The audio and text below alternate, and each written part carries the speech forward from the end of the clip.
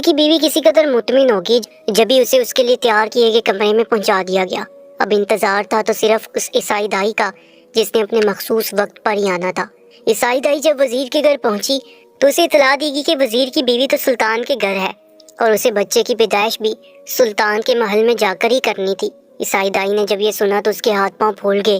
جتنا مرضی وہ خود کو پورے اعتماد ظاہر کرتی، وہ سلطان سے خائف رہتی تھی، کیونکہ پوری سلطنت میں سلطان کے جاہ و جلال کے قصے مشہور تھے اور سلطان کو دھوکہ دینا آسان نہیں تھا۔ عیسائی دائی نے جب چاہا کہ وزیر کی بیوی کو واپس بلوا لیا جائے، لیکن وزیر تو پہلے سے ہی عیسائی دائی کے خلاف تھا، اس لیے اس نے اسے ذرا بھی اہمیت نہ دی اور کہنے لگا، اگر تم بچے کی پیدائش کے لیے محل میں نہ گئی تو میں سپاہیوں کو بلا کر تمہیں گرفتار کروا لوں گا، کیونکہ حمل کے پورے وقت میں تم ہی میری بیوی کا معائنہ کرتی رہی ہو، اور ایسے وقت میں اگر تم بچے کی پیدائش سے انکار کرو گی تو میں تمہیں آزاد رہنے نہیں دوں گا اور تمہیں اس کا خمیازہ بھگتنے پر مجبور کر دوں گا۔ عیسائی دائی نے جب یہ سنا تو اس کے دانتوں تلے پسینہ آ گیا۔ اس بار کھیل اتنا آسان نہ تھا جتنا کہ وہ سمجھ رہی تھی۔ یہ وزیر کی بیوی کا بچہ تھا جسے مارنے کے لیے آج وہ یہاں موجود تھی، اس لیے اسے ہر قدم پھونک پھونک کر رکھنا تھا اور کسی پر بھی یہ ظاہر نہیں ہونے دینا تھا کہ وہ وزیر اور سلطان سے نفرت کرتی ہے اور آج اس کی نسل کو ختم کر دینا چاہتی ہے۔ دائی نے وزیر سے کہا کہ وہ پریشان نہ ہو، اس کی بیوی جہاں پر بھی موجود ہے وہ خوشی خوشی وہیں پر جا کر بچے کی پیدائش کر دے گی۔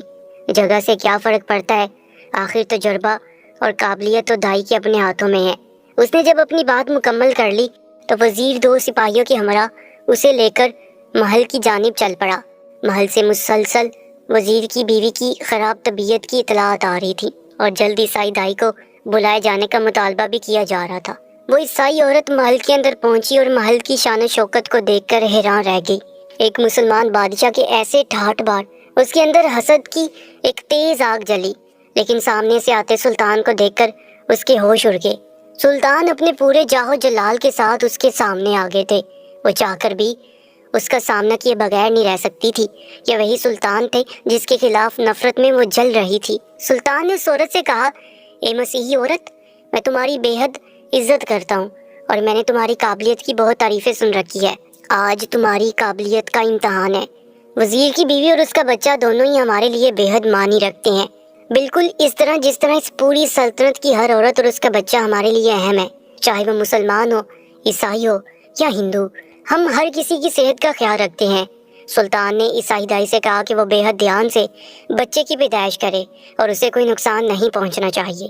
عیسائی دائی نے جب یہ سنا تو دل ہی دل میں مسکرانے لگی، کہنے لگی، نقصان تو ایسا پہنچے گا جس کا خمیازہ بھگتنا ہی ناممکن ہو جائے گا۔ سلطان گہری نظروں سے دائی کا جائزہ لے رہے تھے۔ آخرکار وزیر کی بیوی کی جانب سے دوبارہ پیغام آیا کہ دائی کو جلدی بھیجا جائے۔ دائی نے جلدی سے سلطان سے رخصت لی اور وزیر کے کمرے کی جانب بڑھ گئی۔ جیسی وہ کمرے کے اندر داخل ہوئی، اس کے ماتھے کے اوپر بل پڑ گئے، کیونکہ وزیر کی بیوی کے ساتھ ایک تجربہ کار نظر آنے والی کنیز بھی موجود تھی۔ عیسائی دائی نے اسے دیکھتے ہی شور مچا دیا اور کہنے لگی کہ کیا تم جانتی نہیں کہ میں بچے کی پیدائش اکیلے ہی کرتی ہوں؟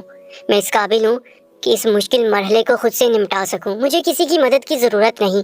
اے لڑکی، تم یہاں سے چلی جاؤ، کیونکہ مجھے تمہاری موجودگی بے حد بری لگ رہی ہے اور یہ میری قابلیت کے اوپر سوال اٹھا رہی ہے۔ کنیز نے جب عیسائی دائی کو اتنا شور شرابہ کرتے دیکھا تو اسے کہنے لگی کہ فکر مت کرو بہن، میں یہاں پر صرف تمہاری مدد کرنے کے لیے ہوں اور مجھے صرف سلطان نے یہاں ٹھہرنے کے لیے کہا ہے۔ میں تمہارے کسی معاملے میں ٹانگ نہیں اڑاؤں گی، مجھے تو بچے کی پیدائش کے متعلق کسی چیز کی خبر ہی نہیں۔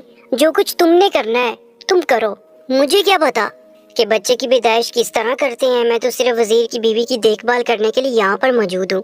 جب دائی نے یہ سنا کہ کنیز حمل اور بچے کی پیدائش کے متعلق کچھ نہیں جانتی تو وہ مطمئن ہوگی۔ اب وہ چاہے جتنا مرضی پیچیدگیاں پیدا کر لیتی، وہ تو سمجھ ہی نہیں سکتی تھی۔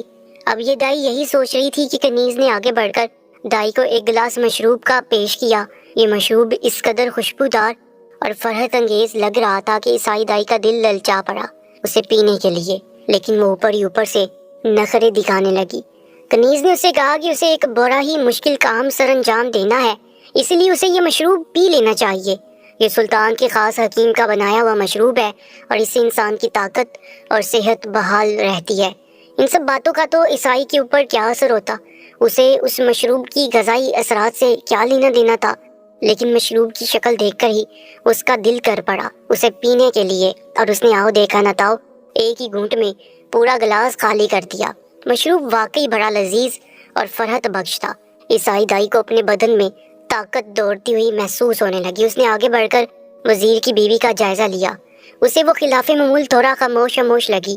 دائی نے اسے کہا کہ لگتا تو ہے کہ بچے کی پیدائش ہونے ہی والی ہے، لیکن کیا اسے درد اور تکلیف کی وجہ سے پریشانی نہیں؟ وہ اس قدر خاموش کیوں ہے؟ وزیر کی بیوی نے ایک نظر کنیز کو دیکھا جو گہری نظروں سے اسے ہی دیکھ رہی تھی، اور عیسائی دائی کو جواب دیا، میں شدید تکلیف محسوس کر رہی ہوں، لیکن میں دل میں کچھ ورد کر رہی ہوں تاکہ مجھے تکلیف کا احساس نہ ہو اور جلد بچے کی پیدائش ہو جائے۔ کنیز نے جب وزیر کی بیوی کی یہ بات سنی تو مسکرانے لگی۔ اس نے دائی کے یہاں آنے سے پہلے وزیر کی بیوی کو اچھے طریقے سے سمجھا دیا تھا کہ اسے آج پورے معاملے کے دوران بالکل خاموش رہنا ہے اور صرف اپنی تکلیف کے وقت ہی اظہار کرنا ہے۔ کنیز کی ان باتوں نے وزیر کی بیوی کو بے حد غصہ اور طیش دلایا تھا، لیکن کنیز نے اسے یقین دلایا کہ محل میں کئی سپاہی موجود ہیں، اور اگر اس نے سلطان کے بنے ہوئے کھیل میں ٹانگ کرانے کی کوشش کی تو ابھی کے ابھی اسے پکڑ کر جیل میں ڈال دیا جائے گا اور اس کی حالت کا بھی لحاظ نہیں کیا جائے گا۔ وزیر کی بیوی نے سلطان کے کئی قصے سن رکھے تھے اور وہ دل میں اس سے خوف زدہ بھی تھی۔ اس نے سوچا کہ اس سے پہلے آج خوشی کی بجائے کسی غم کو بھگتنا پڑے، بہتر یہی ہے کہ خاموشی سے جو کچھ یہ کنیز کہتی ہے اسے مانتے رہو، کیونکہ اس کا شوہر وزیر بھی کافی دیر سے اس کے پاس نہیں آیا تھا۔ عیسائی دائی وزیر کی بیوی کا جائزہ لینے لگی۔ اچانک ہی اسے اپنا سر گھومتا ہوا محسوس ہونے لگا۔ اسے ایسا لگ رہا تھا جیسے کہ وہ جس چیز کو ہاتھ لگاتی ہے وہ دو ہو جاتی ہیں۔ اس نے وزیر کی بیوی کے پیٹ کو ہاتھ لگانے کے لیے آگے بڑھایا تو اسے اپنے سامنے کئی حاملہ عورتیں نظر آنے لگی۔ وہ گھبرا گئی کہ آخر اس کے ساتھ یہ کیا ہو رہا ہے۔ کنیز نے جب اسے دیکھا تو پوچھا کہ آخر اس کے ساتھ کیا مسئلہ ہے۔ عیسائی دائی کہنے لگی، معلوم نہیں، ہر چیز دو نظر آ رہی ہیں، ایسی حالت میں اس عورت کا بچہ کیسے پیدا کروں؟ ابھی یہی وقت ہوا تھا کہ وزیر کی بیوی نے چلانا شروع کر دیا، اسے شدید تکلیف ہو رہی ہے۔ دائی نے آگے بڑھ کر دیکھا تو بچے کی پیدائش کا وقت بے حد قریب تھا، لیکن اس کا سر اور اس کے ہاتھ اس کے قابو میں ہی نہیں آ رہے تھے۔ وہ ہاتھ کسی اور چیز کو لگانا چاہتی اور لگا کسی اور چیز کو دیتی۔ خود کو جتنا سنبھالنے کی کوشش کرتی تھی اتنا ہی نیچے گرتی چلی جاتی تھی، نہ بے ہوش ہو رہی تھی نہ ہی ہوش میں تھی۔ کنیز نے جب اس کی حالت دیکھی تو مسکرا دی اور اسے کہنے لگی، جلدی کرو، تم نہیں جانتی کہ وزیر کی بیوی کا وقت قریب ہے، اور اگر بچے کی پیدائش نہ کی گئی تو اس کی جان جانے کا بھی خطرہ ہے۔ بہتر یہی ہے کہ تم باہر جا کر جلدی سے ہاتھ منہ دھو کر آؤ، تازہ ہوا لے کر آؤ، تاکہ جلد آ کر اس کام کو انجام دو، وہی کام جو تم نے شروع کیا ہے۔ بچے کی پیدائش کرو اور وزیر کی بیوی کو اس تکلیف سے نجات دو۔ وزیر کی بیوی کا وقت بے حد قریب تھا، بچے کی پیدائش بس ہوئی ہی چاہتی تھی۔ ایسے وقت میں وزیر کی بیوی کا ذرا بھی خیال نہیں تھا کہ وہ یوں لاوارث پڑی رہے گی۔ عیسائی دائی نے آؤ دیکھا نہ تاؤ کمرے سے باہر بھاگی۔ اس کی طبیعت اس قدر خراب ہو رہی تھی کہ اسے وزیر کی بیوی اور اپنا مشن ہی بھول گیا۔ اس نے جلد دروازہ کھولا اور باہر جا کر کمرے سے باہر بھاگی۔ جیسے ہی وہ کمرے سے باہر بھاگی اسے زور کی الٹی آئی اور جو مشروب اس نے پیا تھا وہ باہر نکل گیا۔ دائی نے خیال کیا کہ شاید دھوپ میں آتے ہوئے اس کی طبیعت بے حد خراب ہوگی۔ اچانک اسے زوردار الٹی آئی اور اس کے سر چکرانے لگا۔ الٹی سے اس کی طبیعت کافی بہتر ہو گئی تھی۔ اسے یاد آیا کہ وہ وزیر کی بیوی کا بچہ پیدا کروانے آئی ہے اور بچہ بس پیدا ہونے والا تھا جب وہ کمرے سے باہر نکلی تھی۔ وہ الٹے قدموں کمرے کے اندر داخل ہوئی تاکہ جا کے وزیر کا بچہ قتل کر سکے، لیکن یہ کیا؟ جو کچھ اس نے کمرے کے اندر دیکھا اس کے پیروں تلے سے زمین ہی نکال دی۔ کنیز کے ہاتھوں میں ایک بچہ تھا